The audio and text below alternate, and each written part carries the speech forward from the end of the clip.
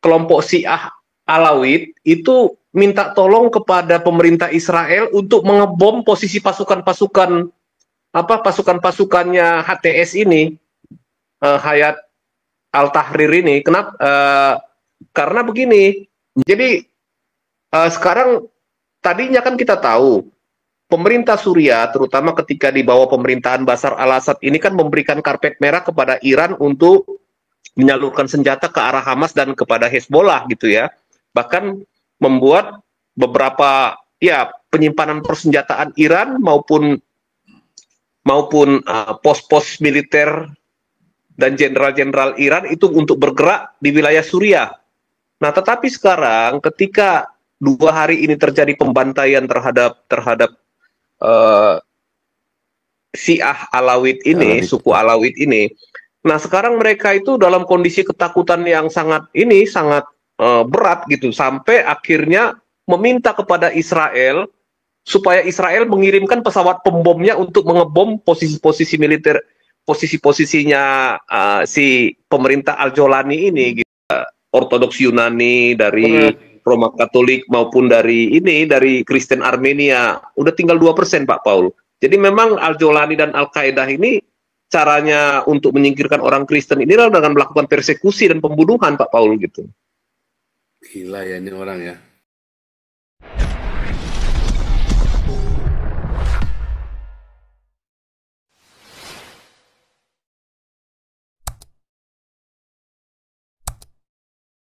Bagaimana ekonomi mau melihat secara politik. Saya mau pancing trigger otaknya Ompung itu atau enggak. Bagaimana you punya pandangan ekonomi dalam konteks kita berpolitik. Ya. Thank you Opung. Omong Toba, masuk. Oke, Pak Paul, ada perkembangan terakhir. Agak lucu sih. Jadi sekarang ini kelompok Syiah Alawid itu, coba Pak Paul buka media Israel Hayom. Di sini kayaknya nggak bisa dibuka, diblokir. Jadi kelompok Syiah Alawid itu minta tolong kepada pemerintah Israel untuk mengebom posisi pasukan-pasukannya HTS ini, Hayat Al-Tahrir ini. Kenapa? Karena begini. News Israel apa Pak Opung? Opung. Ya. News Israel apa coba? Ini Israel Hayom. Hayom. Ya, udah. Iya. Thank you. Israel Hayom. Jadi sekarang tadinya kan kita tahu pemerintah Suriah, terutama ketika di bawah pemerintahan Bashar al-Assad ini kan memberikan karpet merah kepada Iran untuk menyalurkan senjata ke arah Hamas dan kepada Hezbollah gitu ya. Bahkan membuat beberapa penyimpanan persenjataan Iran maupun pos-pos militer dan jenderal-jenderal Iran itu untuk bergerak di wilayah Suriah. Nah, tetapi sekarang ketika 2 hari ini terjadi pembantaian terhadap Syiah Alawid ini, suku Alawid ini. Nah, sekarang mereka itu dalam kondisi ketakutan yang sangat berat gitu, sampai akhirnya meminta kepada Israel supaya Israel mengirimkan pesawat pembomnya untuk mengebom posisi-posisi militer, posisi-posisinya si pemerintah Al-Jolani ini gitu. Karena kalau tidak, kami akan habis semua dibantai begitu. Jadi sampai menyerukan kepada tentara Israel untuk segera masuk menolong kami di Suriah, karena kalau tidak kami akan habis dan kami akan menyambut tentara Israel yang masuk itu dengan bunga dan nyanyian, katanya gitu. Coba dibuka di ini. Serem. Israel Hayom. Ya, Hayom ya. Nih. Ya, sama. Alawid itu Israel. They will not stop slaughtering us. Ya. Ini kan? Strike Jolani Forces. Bicaranya dengan Israel Hayom, Syrians from the coastal region in Western Syria describe ethnic cleansing, tuh kan? Ethnic cleansing Pak ini Pak, memang genosida Pak. They are burning and slaughtering us. No country is responding to our cries. Nggak ada lah, not even Russians who have been in our land for years. Israel is the only one satu yang dapat lindungi kita. Palestina. Ya, coba hanya orang hanya negara Israel yang bisa melindungi. Yang dapat melindungi ya, benar. Ini kan, Ya. Sekitar 1.000 Alawit. 1.000. 1.000 orang loh. Kalau yang di Indonesia kan bilang 500 kan, tapi sebenarnya 1.000 orang Alawit loh yang dibunuh itu. Ini benar-benar ethnic cleansing ini. Ya, 1,000 Alawites have been murdered by Islamist forces. Carried out by Islamist forces. Western Syria. While the United Nations stammers and the world once again stands idly by, idle itu ya, maksudnya diam aja ya.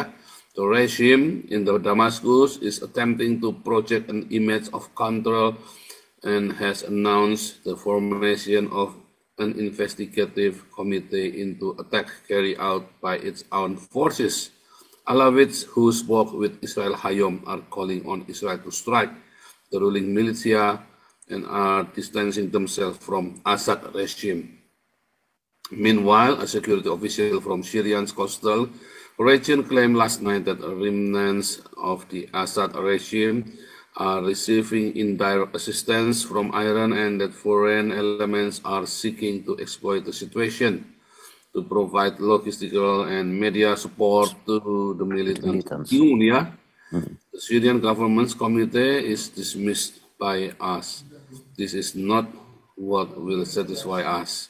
Only decisions by United Nations human rights countries that stand with Syrian people will be acceptable. They are the ones who need to establish an investigative committee, said an Alawite from the coastal region in conversation with Israel Hayom.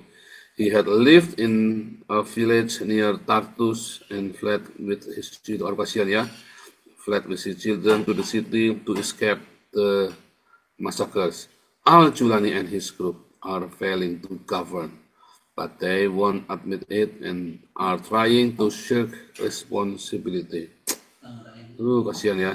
He sends directly to Israel. Dia memohon ya. We are calling on you and everyone. Kami memanggil kamu. Kami tidak ingin Al-Julani. Ya, get rid of him. Ya, singkirkan dia.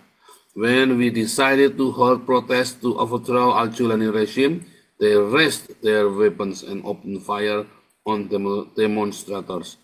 I hope you convey the message that this is a corrupt regime, just like its predecessor, a murderous criminal regime.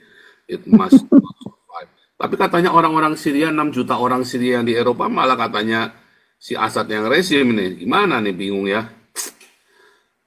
No country is responding to our cries, not even the Russians who have been in our land for years. Israel is the only one that can protect us. Coba gimana? Jadi gini Pak Paul, tadinya yang justru berkuasa kan Assad, dia memfasilitasi Iran untuk menyerang Israel dengan menjadikan Suriah itu menjadi penyimpanan senjata, menjadi pos militernya Iran gitu ya. Menjadi jalur pengiriman senjata ke Hezbollah di Lebanon maupun ke Hamas. Nah, begitu bencinya orang Syiah Alawit ini tadinya terhadap Israel, sekarang orang yang benci kepada Israel itu memohon untuk ditolong. Coba bayangkan ngerikannya itu situasinya gitu. Memohon pertolongan. Nah, cuman memang agak mengerikan. Tadi saya lihat gereja-gereja tua yang ada di Suriah, ya mungkin dari zaman Romawi dulu. Itu hancur Pak, semua Pak, hancur, dihancurkan oleh pasukannya si Al-Jolani ini. Ya, gitu. HTS Al-Jolani. HTS ini. Orang-orang Kristen juga dibunuhin loh ini loh. Iya Pak. Iya, orang-orang Kristen dibunuhi. Orang-orang Kristen dibunuhi. Tadinya di Suriah sebelum perang ini kan sebenarnya ada 10% orang Kristen di Suriah, sekarang tinggal 2%. Baik itu dari Ortodoks Yunani, dari Roma Katolik maupun dari Kristen Armenia, udah tinggal 2% Pak Paul. Jadi memang Al-Jolani dan Al-Qaeda ini caranya untuk menyingkirkan orang Kristen ini adalah dengan melakukan persekusi dan pembunuhan Pak Paul gitu. Gila ya ini orang ya. Ini ada suara komandan, masuk suara komandan. Iya, Pop. Ajar. Selamat malam. Ajar.